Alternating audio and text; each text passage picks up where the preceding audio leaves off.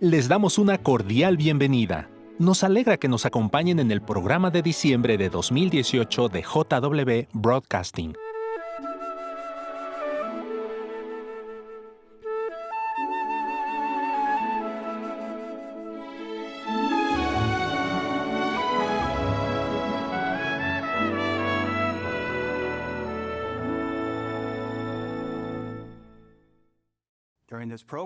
En este programa disfrutarán de emocionantes y edificantes discursos bíblicos que se dirigieron a los estudiantes y otros asistentes a la graduación de Galaad, celebrada el 8 de septiembre de 2018. Y es solo un aperitivo. Las partes 2 y 3 de la graduación se publicarán en las próximas semanas. Además de escuchar discursos bíblicos motivadores, en unos días podrán conocer a algunos de los estudiantes en la nueva entrega De Primera Mano. Por ahora, los invitamos a ver la primera parte de la graduación de la clase 145 de Galaad. Qué emocionante es estar aquí para la graduación de la clase 145 de Galaad. ¿Qué tal si comenzamos con una pregunta? ¿Cuál es la diferencia entre una graduación de Galaad y otras graduaciones que se celebran por todo el mundo? Seguro que todos concordamos en que, en general, las graduaciones de las instituciones de este mundo se centran en resaltar los logros de ciertas personas, en elogiarlas. Pero como han podido comprobar, queridos estudiantes, la formación que han recibido en Galaad se centra en glorificar a Jehová.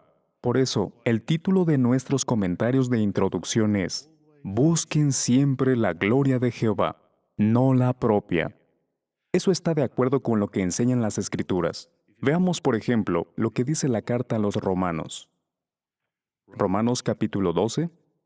Y fijémonos en el recordatorio de los versículos 3 y 16. Romanos 12:3.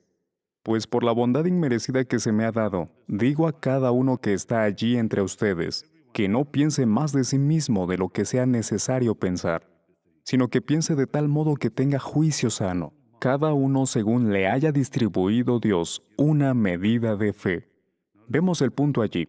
Todo lo que tenemos proviene de Jehová, así que no debemos pensar en nosotros más de lo necesario. Luego el versículo 16 dice: Estén dispuestos para con otros, del mismo modo como lo están para consigo mismos. No tengan la mente puesta en cosas encumbradas, sino déjense llevar con las cosas humildes. No se hagan discretos a sus propios ojos.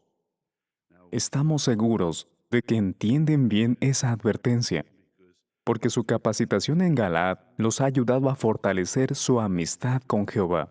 Y cuando uno conoce bien a Jehová, quiere glorificarlo, pues sabe que todo lo bueno que tiene viene de Él. Pero ahora van a graduarse y volverán a su anterior asignación o a una nueva. Y surgirán situaciones que pondrán a prueba su resolución de glorificar siempre a Jehová, y no a ustedes mismos. ¿Cuáles podrían ser esas pruebas? Una quizá es obvia. Digamos que vuelves a tu asignación anterior y los hermanos te dicen: «Vaya, has cambiado. ¿Cuánto has mejorado?»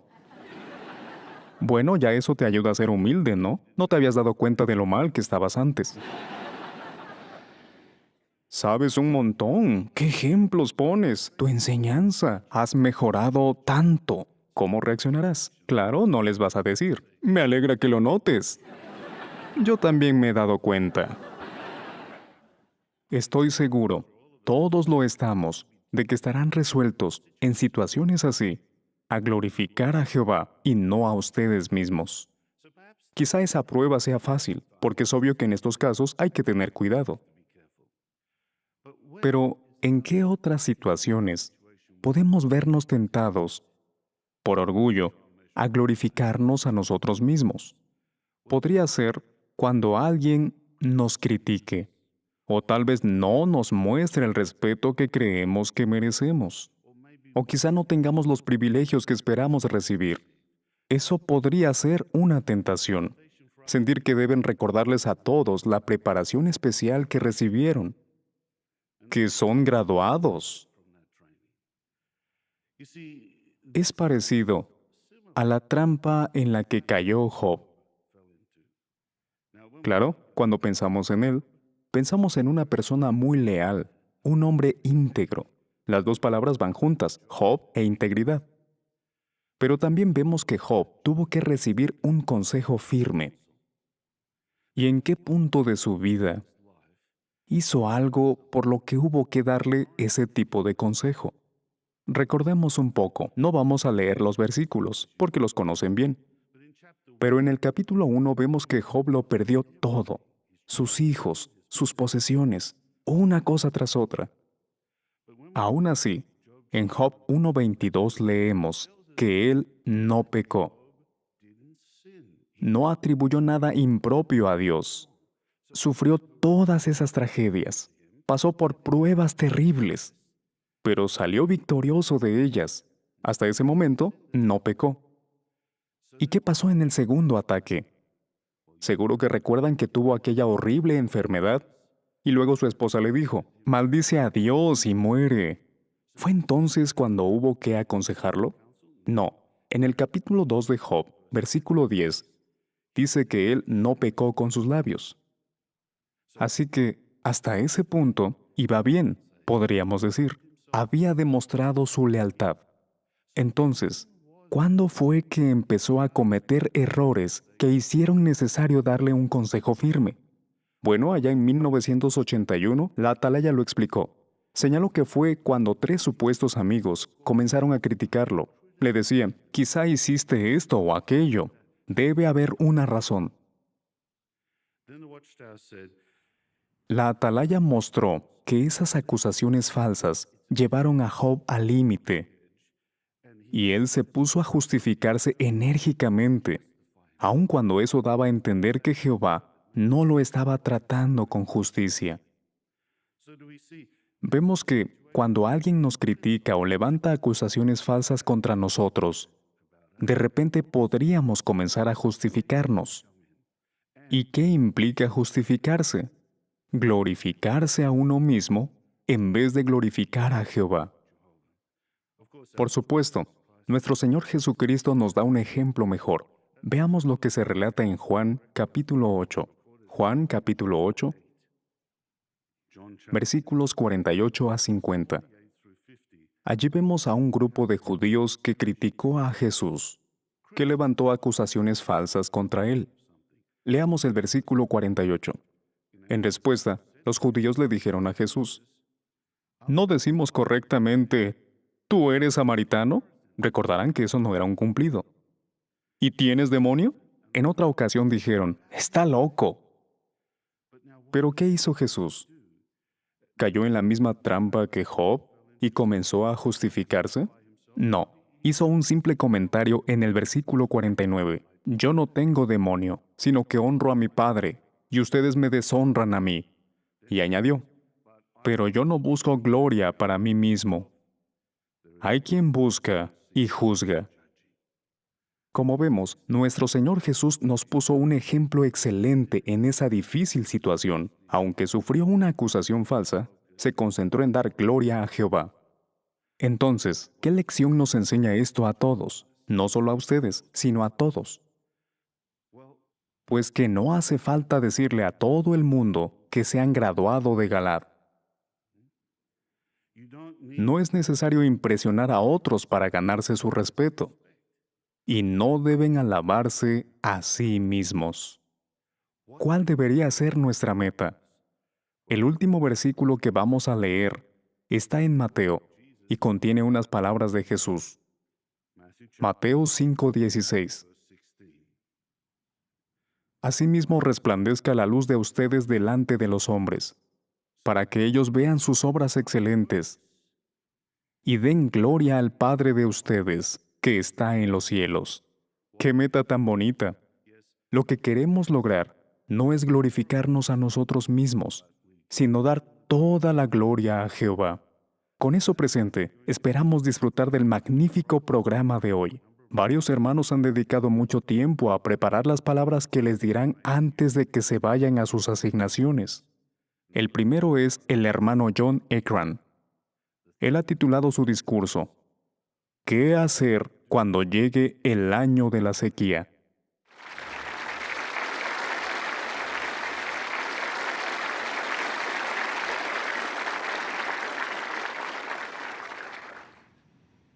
Ustedes, los estudiantes, son como hermosos árboles plantados a orillas del río Galaad.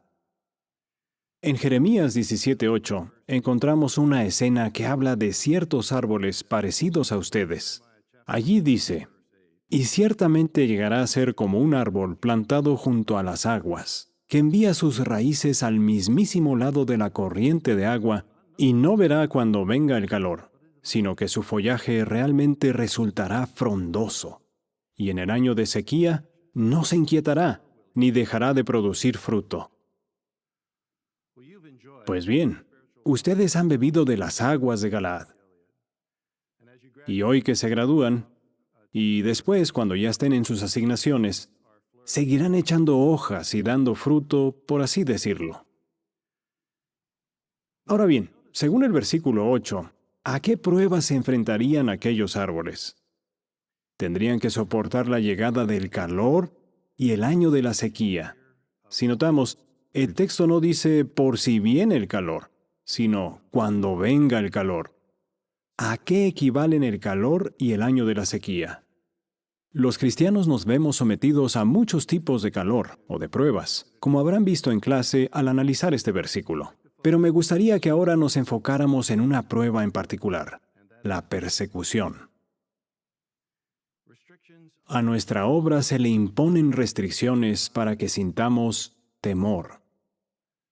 Se publican artículos difamatorios sobre nosotros para sembrar la duda.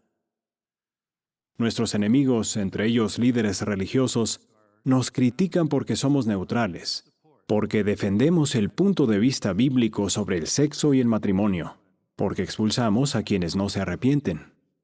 Además, algunos hermanos han sido arrestados y echados en prisión. Podemos afirmar que Satanás está avivando el fuego de la persecución. ¿Qué les sucederá durante el tiempo de calor a los árboles que acabamos de mencionar? ¿Se marchitarán por las dudas y el temor? No. En el versículo 8, Jehová dice que a ellos no los consumirá el calor, que no se inquietarán por la sequía. ¿Por qué está Jehová tan seguro de que sus siervos sobrevivirán al calor? Jeremías 17:7 dice, «Bendito es el hombre físicamente capacitado que confía en Jehová, y cuya confianza Jehová ha llegado a ser». Entonces, ¿qué debemos hacer en el año de la sequía? Confiar en Jehová. Satanás quisiera acabar con esa confianza. A Eva misma le dijo, ¿es realmente el caso? Y de ahí en adelante, su mundo se ha dedicado a sembrar la duda, la incertidumbre y el temor. La persecución podría compararse a la turbulencia que sacude un avión en pleno vuelo. Una vez me tocó viajar con una señora que no paraba de gritar. Cada vez que el avión se sacudía, incluso un poquito, ella gritaba. Estaba muerta de miedo la pobre.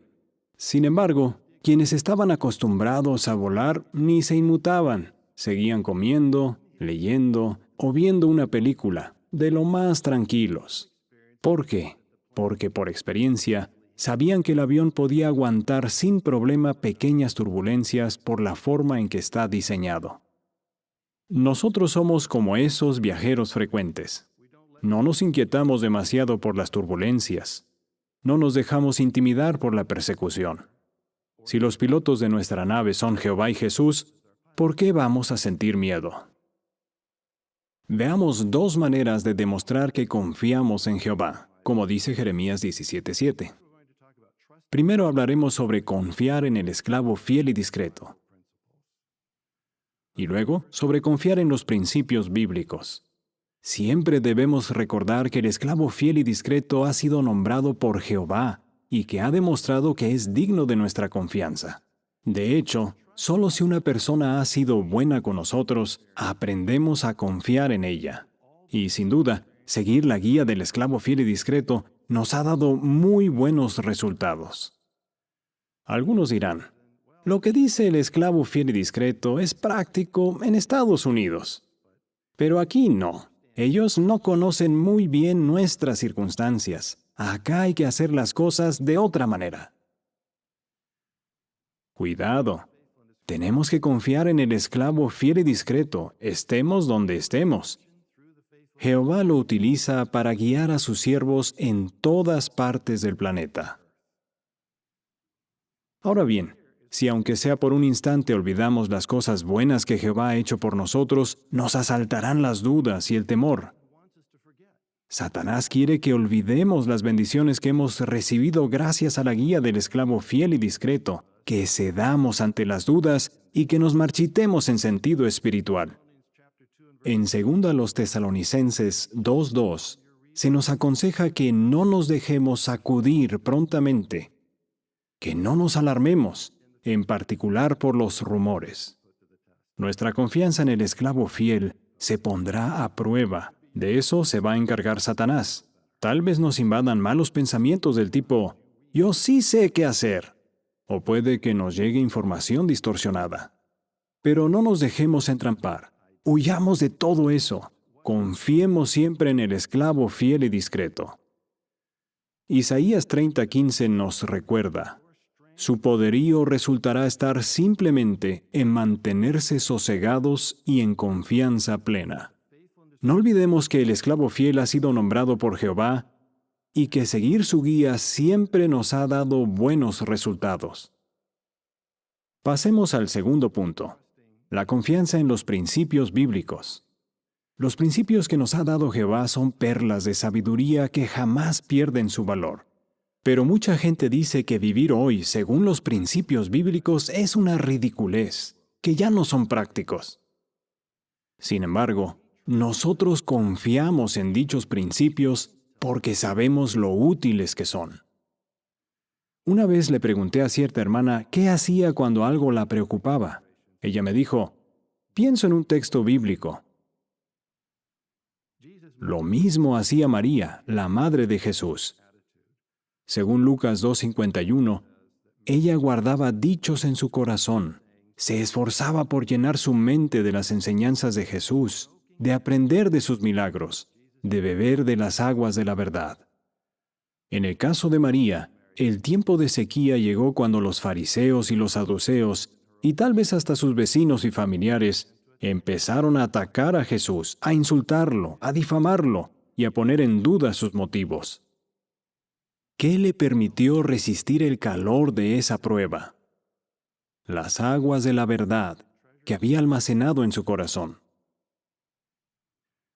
¿Y ustedes, qué principios bíblicos están guardando en su corazón para cuando los ataquen? Como María, vayamos llenando el corazón con las experiencias positivas que hemos tenido al seguir los principios bíblicos. Confiemos siempre en ellos, pues sabemos que nunca fallan, que siempre nos van a servir. Nosotros jamás podremos concebir principios más valiosos y útiles para la vida. Nadie podrá. Recuerden, podemos confiar en los principios bíblicos porque nos los dio Jehová y porque sabemos por experiencia que nunca fallan. Claro, confiar en el esclavo fiel y discreto y en la Biblia son solo dos de las muchas maneras en las que podemos demostrar fe en Jehová.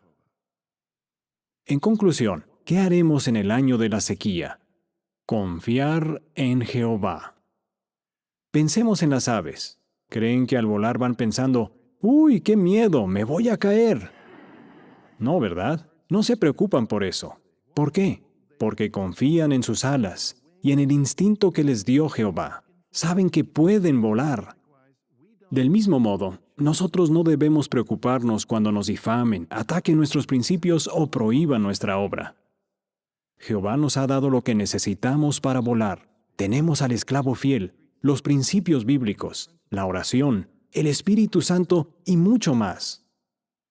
Al acercarnos al fin de este sistema y sentir que el calor va intensificándose, ¿qué haremos?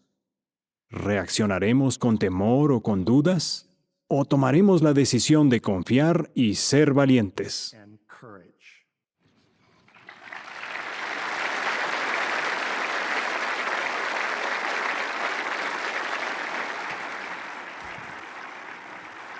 Muchas gracias, hermano Ekran. Nos gustó mucho. Olvidé decir que el hermano Ekran es ayudante del comité de coordinadores. Imaginarán que, como soy el presidente de la sesión, no me da tiempo a tomar notas. Otras cosas me tienen inquieto. Pero hice algún apunte rápido. Ni en sequía hay que dudar, en Jehová hay que confiar. Con esto espero recordar algo del discurso del hermano Ekran. Ahora, el hermano William Turner, ayudante del comité de servicio, nos plantea una pregunta que despierta la curiosidad. ¿Se han convertido en otras personas?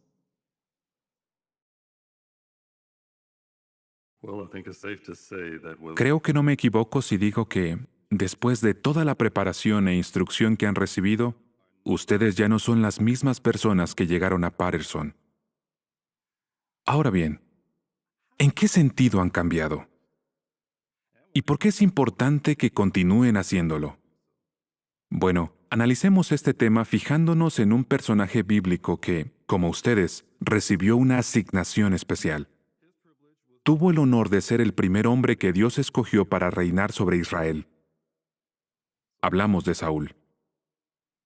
Cuando Saúl fue ungido, el profeta Samuel le dio 3 señales proféticas para confirmarle que Jehová lo había escogido. Los invito a abrir sus Biblias en 1 de Samuel, capítulo 10. En el versículo 6. Fíjense en qué le ocurriría a Saúl después de la tercera señal. Capítulo 10, versículo 6 dice: Y el Espíritu de Jehová ciertamente entrará en operación sobre ti, y ciertamente hablarás como profeta junto con ellos, y serás mudado en otro hombre. ¿Qué significa que Saúl sería mudado o convertido en otro hombre? ¿Acaso cambiaría de aspecto físico? ¿Podría ser un cambio drástico de personalidad? Bueno, vayamos un capítulo atrás, al capítulo 9. En el versículo 21 aprendemos algo sobre cómo era la personalidad de Saúl antes de ser nombrado rey.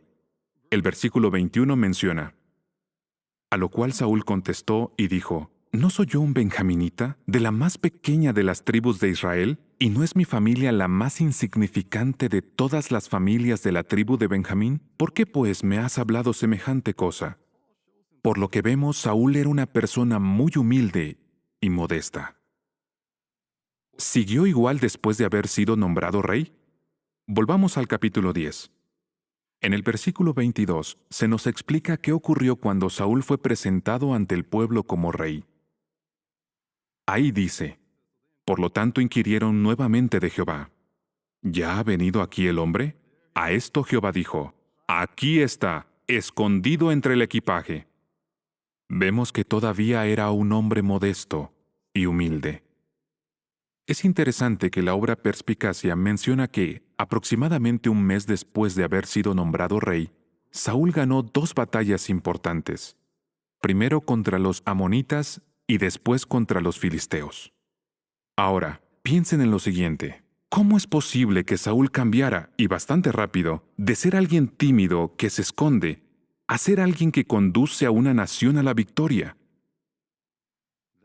Esto es una prueba clara del poder del Espíritu de Dios y del impacto que puede tener en nosotros si permitimos que influya en nuestras vidas.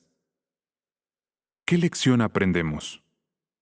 Todos ustedes han demostrado cualidades útiles para servir a Jehová y que Él valora. Estas cualidades los han ayudado a ser más eficaces en su servicio y les han permitido asistir a la escuela de Galaad. Pero ahora, cuando vayan a sus asignaciones, seguirán necesitando que el Espíritu de Dios influya en sus vidas. Y, como en el caso de Saúl, eso no siempre implica que tengan que cambiar por completo su personalidad. Puede que al escuchar que alguien se ha convertido en una persona diferente, pensemos en quienes han abandonado el mundo de Satanás, están en el pueblo de Jehová y se han vestido de la nueva personalidad. Y eso es así. Pero la realidad es que todos los cristianos, incluso los que son espiritualmente maduros, tienen que hacer cambios de vez en cuando. Y esos cambios pueden influir mucho en sus vidas.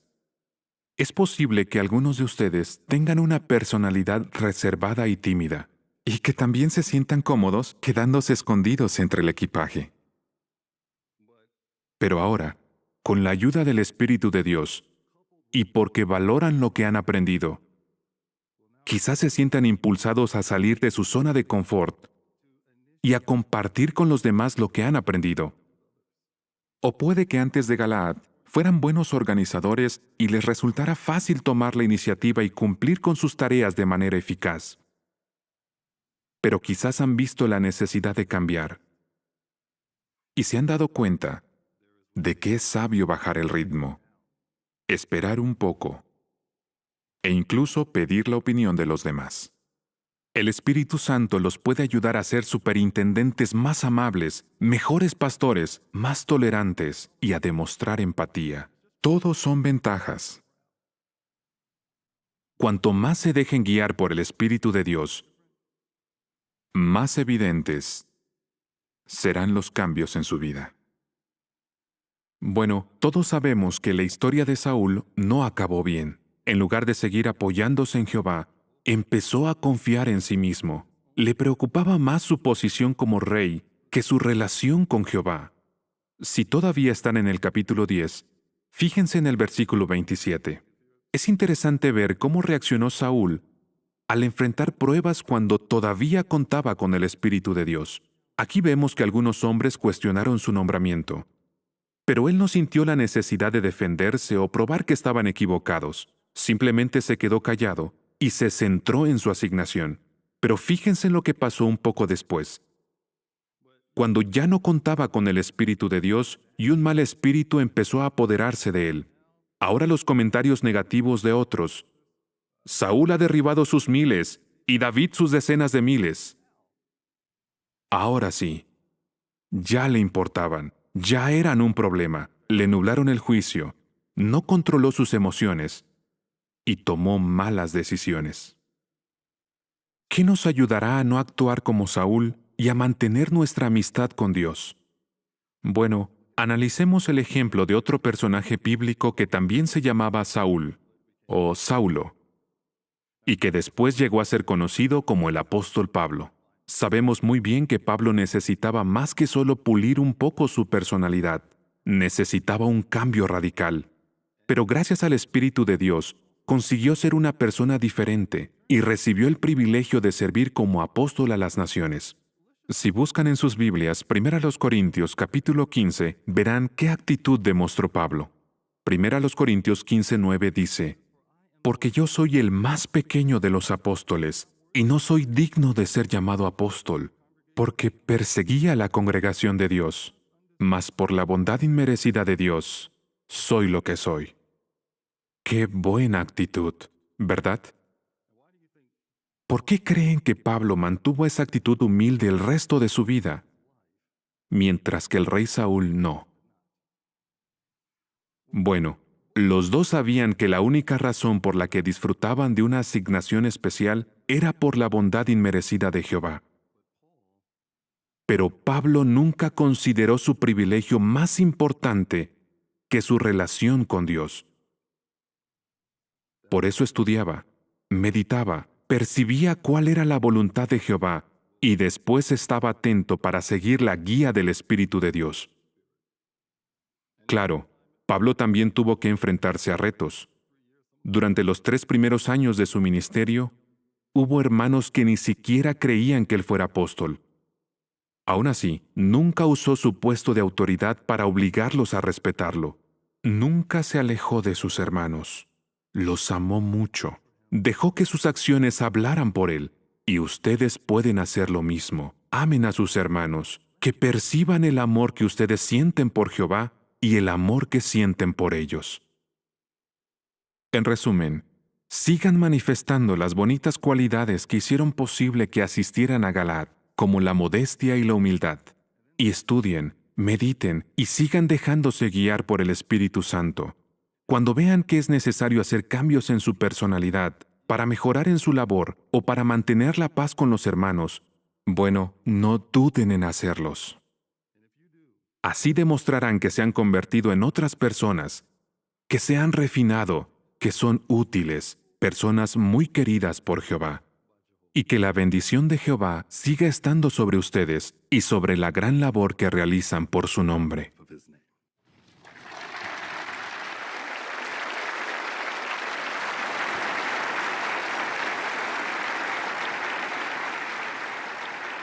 Muchas gracias, hermano Turner. Lo agradecemos mucho. En mis notas puse, si has cambiado, no lo cambies.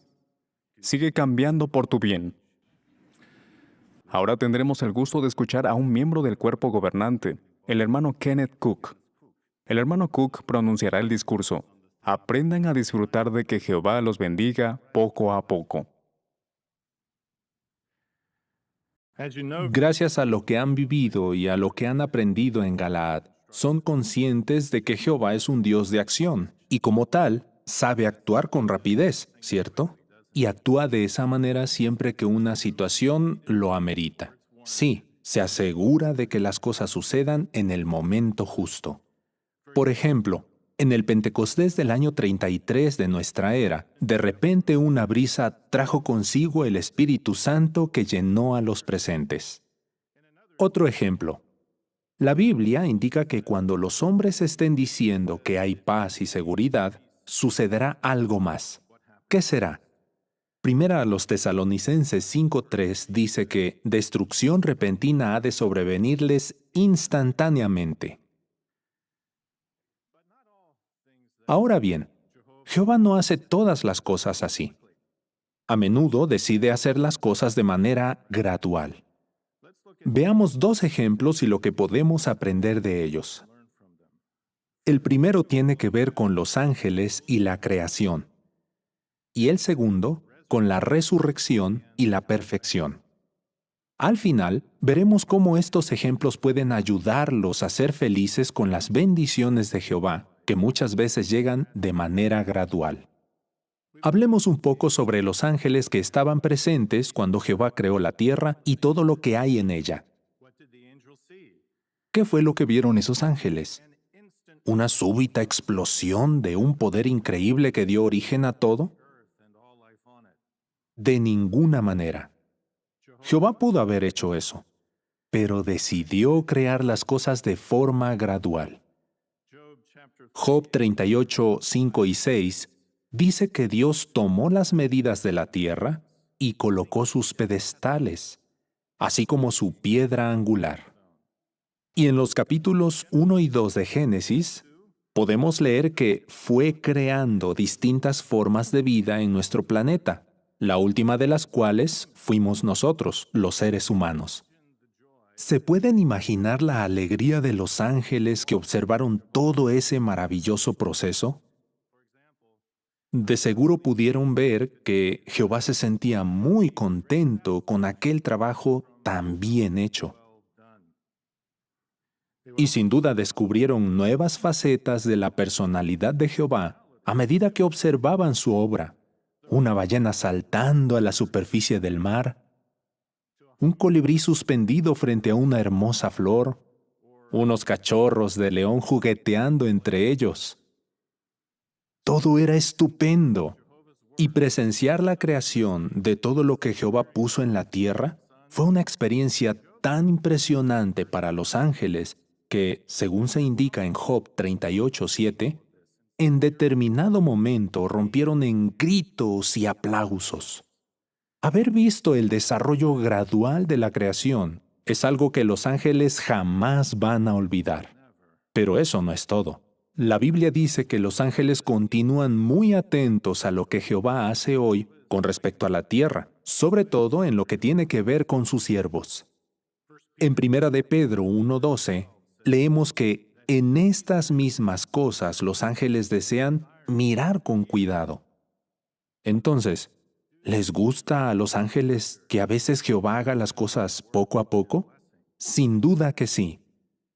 ¿Y no nos alegra que amen tanto a Jehová y que nos quieran a nosotros también? Por supuesto. Pues bien, ¿qué aprendemos de su ejemplo?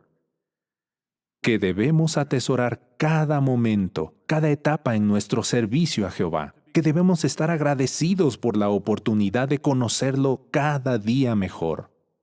Por eso, imiten a los ángeles. Aplaudan por cada detalle que aprendan sobre nuestro Padre Celestial. Dense tiempo para meditar en sus obras, en su palabra y en la misericordia incomparable que demostró al dar a su Hijo por nosotros. En el siguiente ejemplo, los invito a mirar hacia el futuro no muy lejano. Hablemos un poco sobre la resurrección y, más en concreto, sobre la perfección.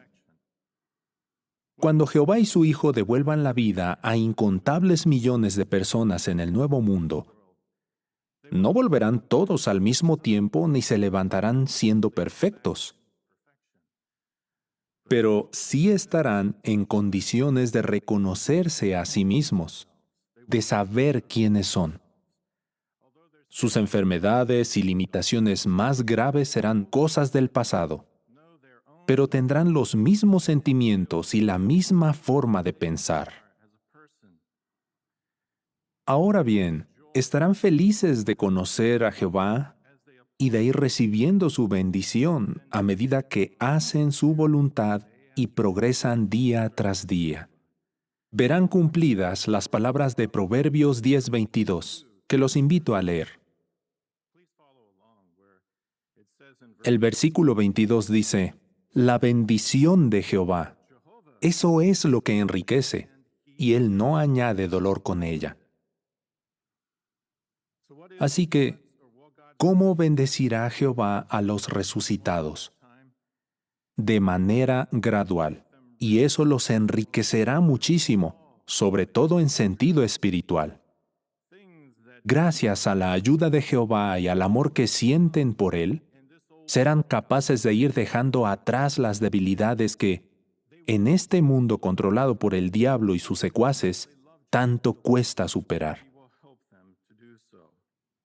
Y por si fuera poco, los millones y millones de personas que vivan en el Nuevo Mundo desarrollarán un grado de salud y vitalidad que hoy no podemos ni imaginar. Jehová hará cosas maravillosas día a día en favor de una nueva humanidad agradecida. Y vale la pena recordar que, a medida que los habitantes del Nuevo Mundo se acerquen a la perfección, irán desarrollando la empatía necesaria para ayudar a quienes resuciten a conocer a Jehová y a convertirse en mejores personas. ¿Cómo nos ayuda a todos, tanto a ustedes como a nosotros, detenernos a pensar en esto? Nos motiva a ver los beneficios de ser pacientes y de comprender que, a menudo, Jehová decide cumplir de manera gradual lo que promete. Hacer esto nos ayuda a mantener los pies sobre la tierra, por decirlo así. Hoy hacemos nuestro mejor esfuerzo, pero no esperamos que todo salga a la perfección. Sí habrá perfección, pero en el futuro. Mientras tanto, una fe fuerte nos permitirá sentirnos satisfechos, más allá de lo que tengamos que afrontar. ¿Por qué? Porque vamos a estar seguros de que todo lo que Jehová ha prometido se cumplirá, y en el momento justo. Ahora hablemos concretamente sobre ustedes. Hoy que se gradúan de Galaad, quizás miren atrás a lo que vivieron los pasados 5 meses y se preocupen al pensar que no todo salió a la perfección. Creo que así me sentiría yo. Pero no se preocupen por eso. Mejor concéntrense en lo felices que se sentirán a medida que vayan poniendo en práctica todo lo que han aprendido y vean cómo Jehová les va dando bendiciones. Al fin y al cabo, Jehová no nos bendecirá por ser enciclopedias vivientes, sino por lo que hagamos con el conocimiento. El ejemplo del rey Salomón lo deja claro. En Primero de los Reyes 4:32, leemos que él podía recitar 3,000 proverbios y que compuso más de 1,000 canciones. Pero en determinado momento, su mente y su corazón perdieron la conexión entre sí. Como resultado, se alejó de Jehová. La Biblia señala que sus esposas extranjeras terminaron por corromper el corazón de Salomón. Así, en vez de acercarse cada vez más a Jehová, Salomón se fue alejando poco a poco del Dios verdadero. Tristemente, se perdió la oportunidad de seguir recibiendo bendiciones de su parte. Por eso, cuídense para nunca actuar como él. Más bien, esfuércense de corazón por ser como los ángeles. Aunque ellos se saben muchísimos más proverbios y canciones que Salomón, saborean cada pizca de conocimiento que van adquiriendo sobre su Padre Celestial. Miren hacia el futuro. Piensen en cómo pueden emplear toda la maravillosa instrucción de este curso y úsenla para servir humildemente a los demás. Si se esfuerzan por hacerlo, Jehová irá dándoles bendiciones, pequeñas muestras de lo que les espera en el nuevo mundo. Además, recuerden que quienes aprenden a disfrutar ahora de que Jehová los bendiga poco a poco, también sabrán disfrutar de las bendiciones que, una a una, les llegarán en el nuevo mundo.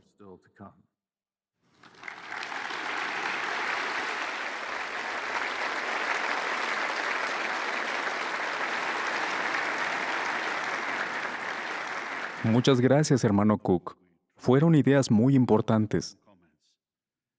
Lo que anoté fue: esperemos lo inesperado, pero poco a poco. Estoy seguro de que hemos captado el mensaje y de que tenemos muchas ganas de volver a ver el discurso y repasar los puntos principales. Nuestros estudiantes están a punto de escuchar a uno de sus profesores de Galaad. Ya han escuchado al hermano Calton muchas veces, pero ahora les dirigirá estas palabras finales en un discurso con un título que nos intriga: Hombro a hombro.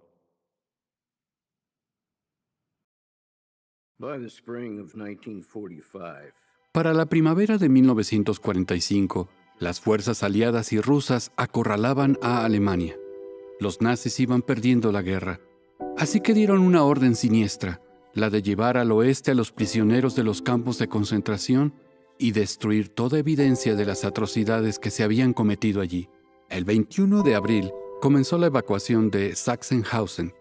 El plan era hacer marchar a los prisioneros hasta la costa del Báltico, enviarlos mar adentro y hundir las embarcaciones. Y por si no bastara con eso, los guardias de la SS tenían la orden explícita de disparar contra cualquier prisionero que no mantuviera el paso.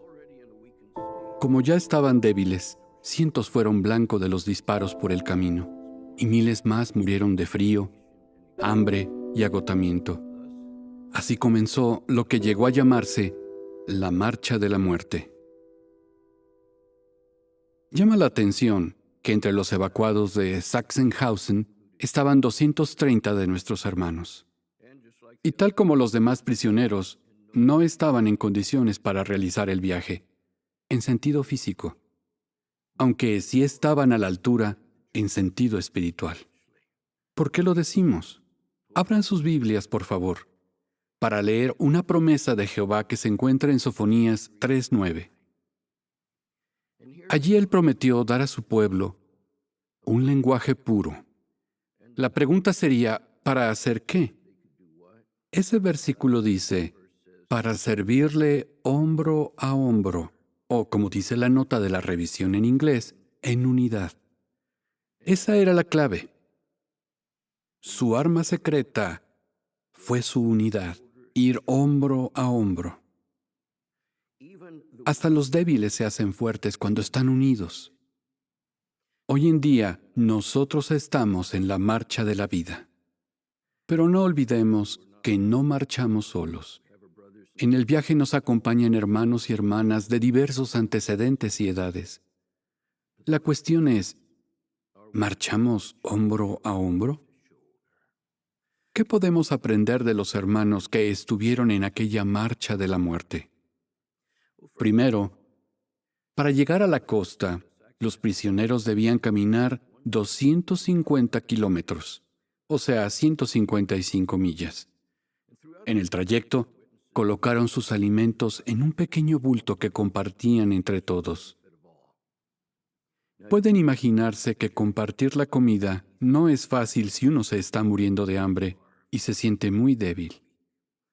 Pero los hermanos recordaban principios bíblicos, como el de Proverbios 11:25, que dice que el alma generosa será engordada y el que riega a otros será regado. ¿Qué lección aprendemos? La siguiente: la unidad debe resistir las pruebas más severas. Ser un cristiano verdadero es más que un compromiso con Dios, es un compromiso con otros cristianos también. Así que no se refrenen. Sean generosos en sus asignaciones. Y recuerden, uno de los recursos más valiosos que pueden compartir con otros es su tiempo. Aprendan a ser equilibrados. Dediquen tiempo a quien lo necesite. No dejen que el tiempo los gobierne.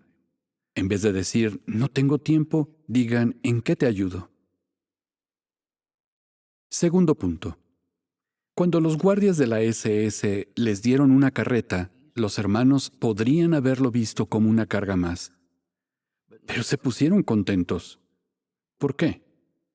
Porque lo vieron como una oportunidad. ¿En qué sentido? En el trayecto, los enfermos y los mayores podían ir en la carreta y descansar un poco. Cuando uno recuperaba fuerzas, otro tomaba su lugar. Así que, en sentido literal, llevaron la carga los unos de los otros. ¿Qué lección aprendemos? Donde hay unidad, está la victoria. Y en medio de las dificultades, surgen oportunidades. Busquen oportunidades de darse ánimo unos a otros. La palabra animar significa infundir vigor, energía moral. Como tenemos una fe fuerte, quizá no perdamos la esperanza, pero podríamos perder el ánimo, especialmente en tiempos de crisis o dolor extremos. Pero algo tan sencillo como una palabra de ánimo o un acto de bondad puede hacer milagros. Puede darle fuerzas a un alma cansada o levantar a alguien que pasa por una mala racha. De modo que el punto es este. Ustedes no son responsables de la amistad que otros tengan con Jehová, pero sí son responsables de darles ánimo. Jehová espera que hagamos todo lo que esté en nuestra mano por ayudar a los hermanos. Sencillamente no podemos permitir que los intereses personales destruyan nuestra unidad. Una idea más. Durante la última noche, los prisioneros se detuvieron cerca de un bosque. Los guardias les dijeron a todos que se podían ir, que eran libres. Imagínense que hubieran estado allí. Habría sido muy tentador. Por supuesto, no estaban seguros de qué hacer, así que le pidieron a Jehová que los guiara. Todos unidos decidieron quedarse en su sitio. Ninguno se separó del grupo. Más tarde se supo que los que aceptaron la oferta murieron de un disparo. La lección: no dejemos que nada ni nadie nos divida. Satanás es el rey del lema, divide y vencerás. Nosotros debemos seguir juntos para siempre. Cuando surgen diferencias, uno puede usar sus energías para vengarse o para resolver el problema, pero no para ambas cosas. La Biblia dice, tengan amor intenso unos para con otros, así que no dejemos que las diferencias nos distancien y no guardemos rencor por ofensas pasadas. En el pueblo de Jehová, las imperfecciones no se graban, se borran. Para resumir, servimos a Jehová en parte sirviendo a los demás. Compartan de buena gana sus recursos con otros, en especial su tiempo. Es en momentos de crisis, de dolor, de duda, cuando nos necesitamos más.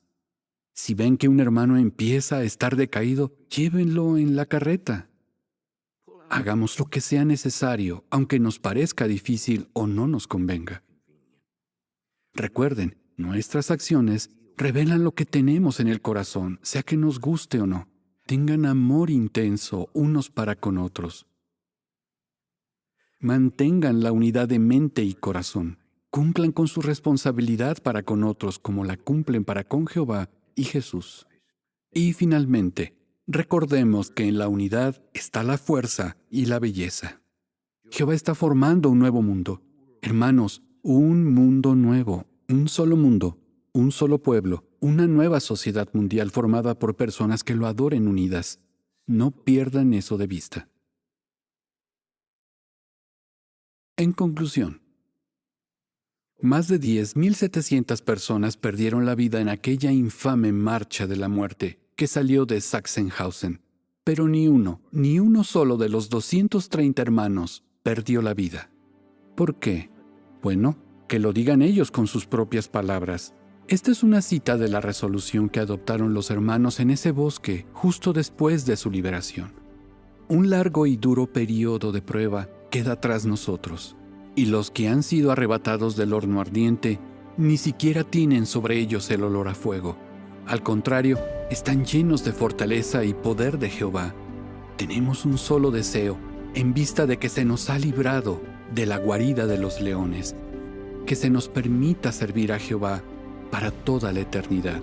Eso sería en sí mismo nuestra más grande recompensa. Firmado, vuestros consiervos por el nombre santo de Jehová. No solo decían ser hermanos, sino que lo demostraron.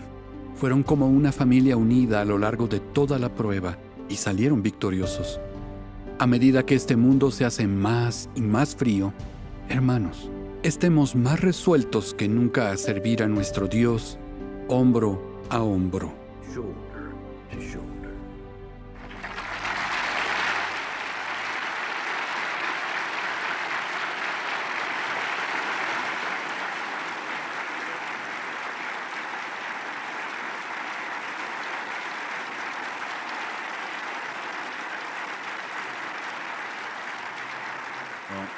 Muchas gracias, hermano Cawthon.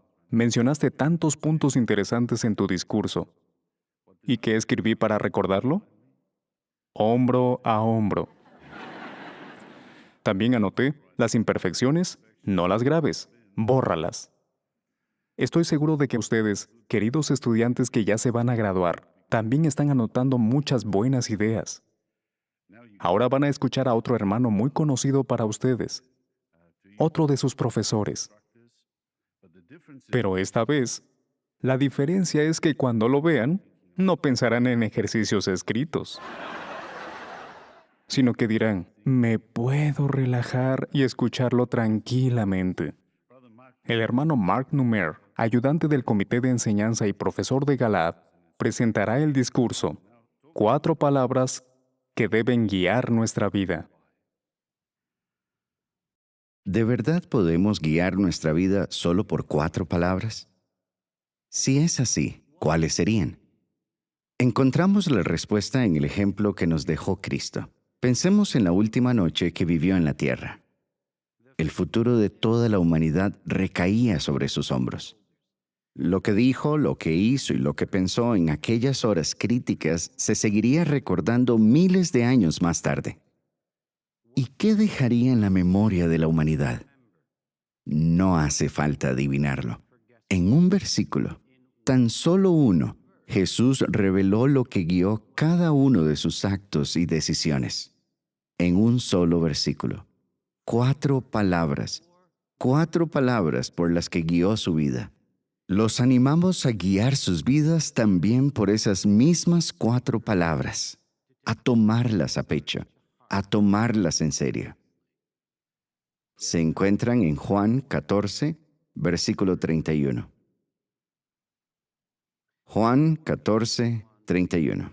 Tienen que ver con la última noche de la vida de Jesús, para que el mundo conozca que yo amo al Padre. Yo amo al Padre. Estas 4 palabras expresan el vínculo más fuerte que existe en el universo. Un lazo irrompible de amor entre Jesús y su Padre. Esa unión inquebrantable motivó a Jesús a defender sin egoísmo la reputación de su Padre, hasta su último aliento, con la confianza en que Jehová lo protegería y lo resucitaría. Yo amo al Padre. Pero, ¿cómo se hizo tan fuerte ese amor? ¿Cómo se formó ese lazo irrompible, inquebrantable? El Hijo unigénito de Dios fue creado perfecto, es cierto, pero ¿tenía ya Jesús un amor así de fuerte por su Padre cuando fue creado? No, fue creado con libertad de elección. Satanás también había sido creado con libre albedrío y la capacidad de fortalecer y profundizar ese amor. Por su parte, el Hijo de Dios no tenía completamente desarrollado al principio ese amor desinteresado y abnegado. ¿Qué tuvo que hacer? Tuvo que cultivar ese estrecho apego por su Padre, ese amor profundo. ¿Y cómo lo logró? Observando la personalidad de su Padre. Podemos imaginarnos en qué se fijó antes de venir a la tierra. Quizás se fijó con atención en cómo su Padre usaba su poder, su autoridad, su fuerza, a favor de la gente, de los aplastados, de los humildes. Es posible que viera cómo su Padre usaba su poder para ayudar a los aplastados de espíritu. Vio cómo trató a Ruth la Moabita, una muchacha moabita de una nación pagana. ¿Acaso pensó, ¿una muchacha moabita? ¿No fueron las moabitas las que sedujeron a los hombres de Israel justo antes de entrar en la tierra prometida? Es verdad, pero su padre vio que esta joven era diferente. ¡Qué lección para el Hijo de Dios! El Padre no etiqueta a las personas, no las juzga por estereotipos. No dijo, esa es una joven moabita, no voy a ayudarla. No, Jehová se fijó en Ruth como persona. Hasta dejó que ella, hasta permitió que un libro de la Biblia llevara su nombre. Ruth, no Noemí ni Boaz, sino Ruth, una joven moabita. Ahí está. Y el amor de Jesús quizás aumentó al ver que su Padre permitió que esa joven llegara a ser antepasada del Mesías. Pero él no se conformó con admirar a su Padre. Fue más allá. A medida que el Hijo cultivaba más aprecio por las cualidades de su Padre, el lazo de amor que los unía llegó a ser más que un sentimiento. El amor por su Padre comenzó a dar forma a sus decisiones y acciones. Y Jesús lo demostró cuando estuvo en la tierra. No se limitó a decir, yo amo al Padre. No fue sentimentalismo decir, me encanta cómo me trata mi papá, lo cariñoso que es. No. Él vivió según esas palabras. Por eso pudo decir, según la segunda parte de Juan 14:31. Así como el Padre me ha dado mandamiento de hacer, así hago. Así lo hago. Ahí lo vemos. Su vida entera demostraba que amaba al Padre. Por ejemplo, cuando una mujer sirofenicia le suplicó que curara a su hija poseída por un demonio, al principio Jesús respondió, no me enviaron a los gentiles, sino a los judíos. Pero la mujer no se rindió, demostró su fe y siguió suplicando y suplicando ayuda. De modo que en vista de que las circunstancias eran excepcionales, Jesús consideró que no era el momento de insistir en una regla general, de seguir estereotipos, de ser inflexible o de poner etiquetas. No dijo, no, porque eres gentil, eres sirofenicia, no. Al contrario. Jesús vio que era el momento de seguir principios más elevados. ¿Recordaría cómo manejó su padre el caso de Ruth? Quizá eso lo motivaría a pensar, mi padre trató así a Ruth, ahora yo tengo una situación parecida. ¿Qué querría mi padre que hiciera? Jesús ayudó a la mujer sirofenicia. Estuvo listo para actuar, para ser amoroso como Jehová. Otro ejemplo sería lo que Jesús aprendió de su Padre sobre el perdón. Vio a su Padre perdonar a muchas personas. Vio cómo perdonó a David después de que cometió adulterio y ordenó el asesinato de Urías. ¿Cuántos casos así vio el Hijo de Dios? ¿A cuántas personas perdonó su Padre? Las escrituras hebreas están repletas de relatos en los que Jehová perdonó a alguien. Él perdona en gran manera. Está listo para perdonar. Busca oportunidades para perdonar. Eso fue lo que aprendió el Hijo de Dios. Sin duda, eso lo ayudó a perdonar los frecuentes errores de sus apóstoles y de otras personas.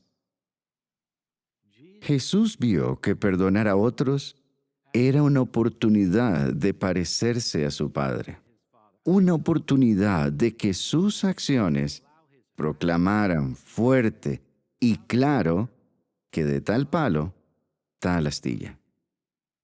No se limitó a decir, yo amo al Padre.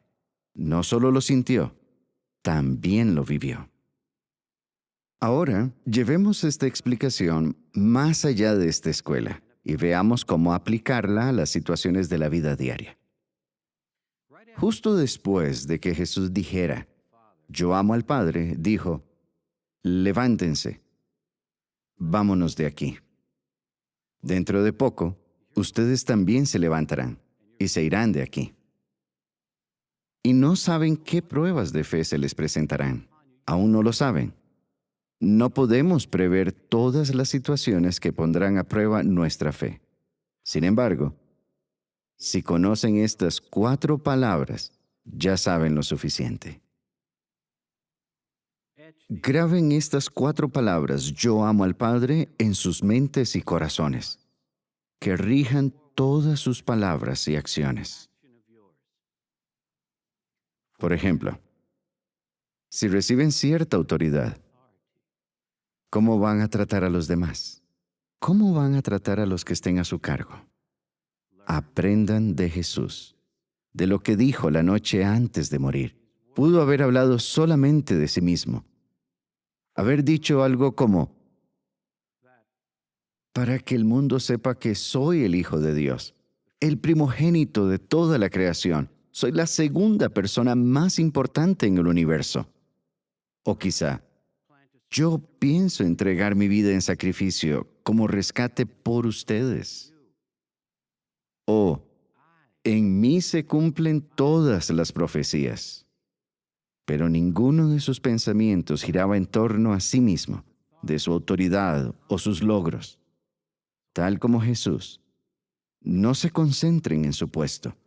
Muestren por su manera de tratar a otros que su deseo sincero e intención es complacer a su Padre Celestial. Eso es lo que queremos hacer. Ahora, después de que se vayan de aquí, ¿quién será para ustedes como Ruth? Demuestren que no clasifican a la gente por categorías.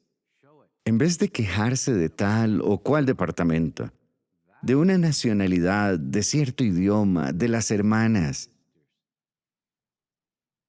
¿quién será para ustedes como la mujer sirofenicia? Aprovechen las oportunidades para ser más flexibles y razonables. Distingan cuándo es el momento de ser flexibles y mostrar más amor.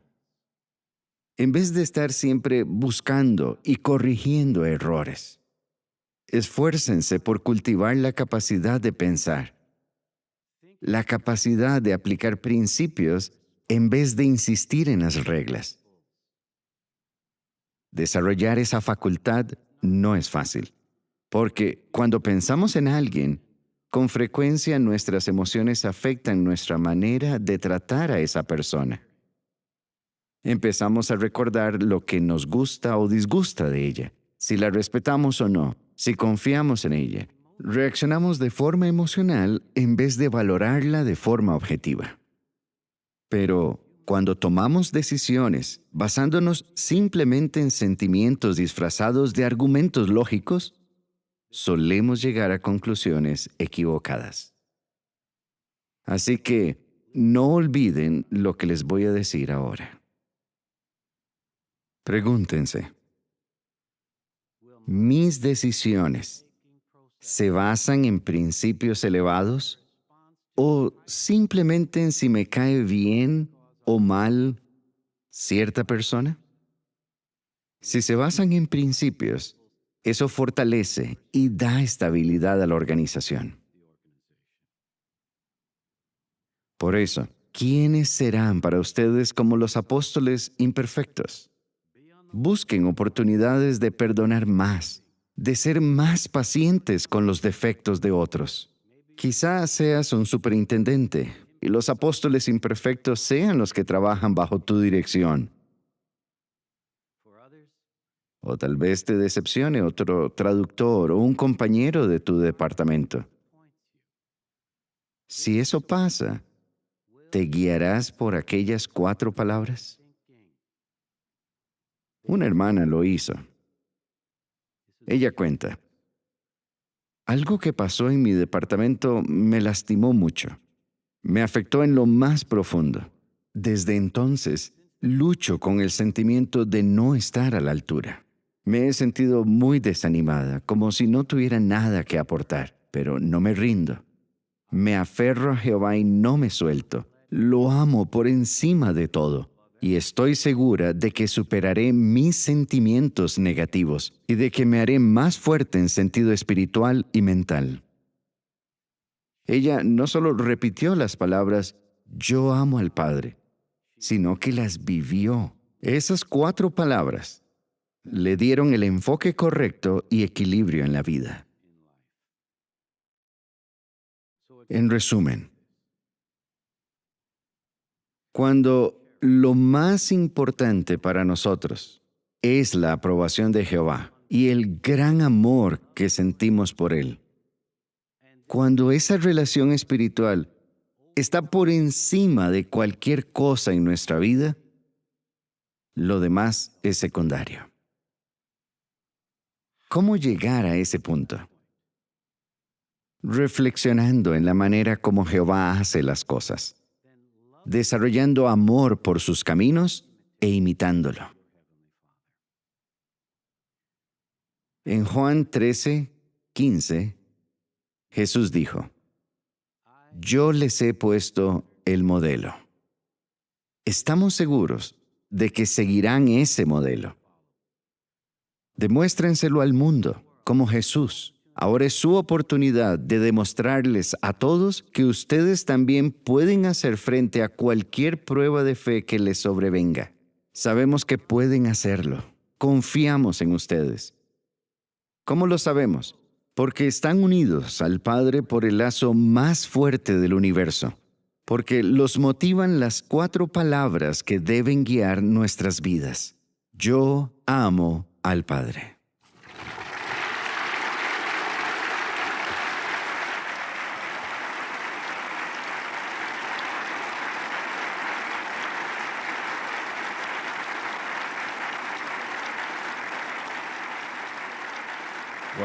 Bueno, aunque pudieron escuchar al hermano Numer sin tener que hacer un ejercicio escrito después, seguro que, como yo, anotaron las 4 palabras. Yo amo al Padre.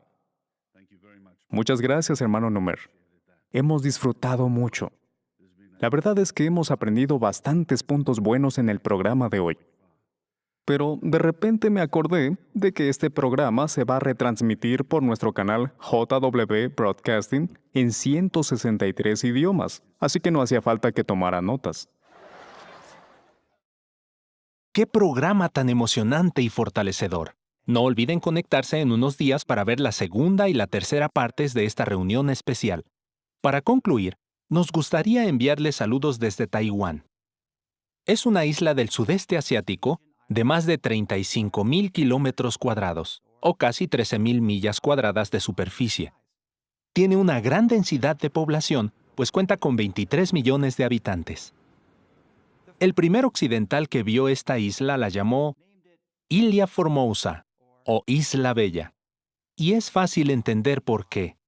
Tiene hermosas costas, tierras fértiles y majestuosas montañas tapizadas con frondosas selvas. La mayor parte de la población está asentada a lo largo de las llanuras costeras en extensas y bulliciosas ciudades. La manufactura y la exportación de diversos productos son el motor de la economía. La lengua oficial es el chino mandarín, aunque convive con otras 16 lenguas nativas. Una de las lenguas en las que predican los hermanos es el Amis. En enero de 2018, se estableció en la ciudad de Hualien una oficina remota de traducción a ese idioma. Allí se traducen publicaciones escritas y en audio. La congregación Amis de Hualien tiene 80 publicadores. Cuenta con 5 ancianos y 22 precursores regulares. Dirigen más de 70 cursos bíblicos todos los meses. Los hermanos tratan de contactar con los hablantes de Amis de la ciudad de Hualien, donde coexisten poblaciones de habla china y Minnan. En las montañas, los hablantes de Amis se encuentran más aislados, así que los hermanos recorren largas distancias en pequeñas motos para llevarles las buenas noticias del reino. Nuestros hermanos de la congregación Amis de Hualien nos envían sus afectuosos saludos. Desde la Central Mundial de los Testigos de Jehová, esto es JW Broadcasting.